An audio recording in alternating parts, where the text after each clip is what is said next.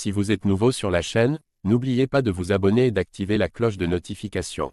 On commence. Arrivé à l'UFC il y a 3 ans seulement, Alex Pereira y incarne déjà l'une des plus grandes stars du circuit et fait quasiment l'unanimité quant à son talent. Kamaru Usman, lui, continue de se montrer dubitatif à son égard et le lui a récemment fait savoir, cash. Et dire que Dana White ne s'attendait pas à grand-chose de sa part au moment de lui offrir sa chance en 2021. Alors qu'il n'avait à l'époque plus rien à prouver dans l'univers du kickboxing, Alex Pereira a débarqué à l'UFC avec la ferme intention de surprendre son nouveau dirigeant. Mission qu'il a remplie à merveille dans les mois qui ont suivi, devenant champion des poids moyens 1 an seulement après ses débuts.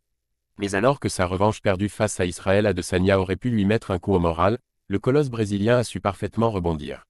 Une fois passé dans la catégorie supérieure, il n'a eu besoin que de 2 combats pour s'y emparer de la ceinture de Jiri Prochazka, qu'il a depuis déjà défendue à 2 reprises. Et pourtant, malgré cet illustre parcours, quelques doutes persistants continuent de l'entourer. Kamaru Usman remet le couvert sur Alex Pereira et le met au défi. Au sortir de sa dernière victoire en date, remportée lors de l'UFC 303, Pereira a logiquement grimpé dans le classement pound for pound de l'UFC, dont il s'est emparé de la 2e place. Or, pour Kamaru Usman, il ne mériterait pas de truster le haut de cette liste. Un point de vue qu'il a encore défendu ces dernières heures dans son podcast, soulignant le style de combat unilatéral de son homologue.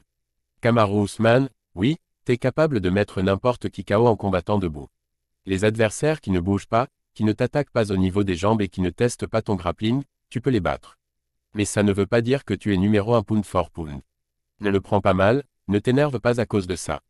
Tu n'as qu'à me montrer que tu l'es en emmenant ton prochain adversaire au sol.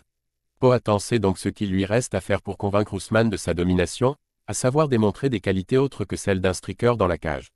Cela tombe bien puisque son potentiel futur adversaire, à savoir le redoutable Magomed Ankalaev, pourrait bien tester son niveau en grappling. En tout cas, ce dernier se montre très partant pour le défier depuis quelques semaines sur les réseaux.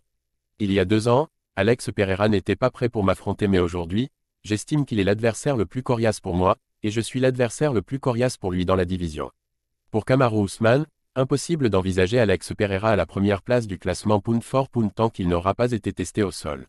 Une condition que le Brésilien pourrait rapidement remplir en s'imposant contre Magomed Ankalaev.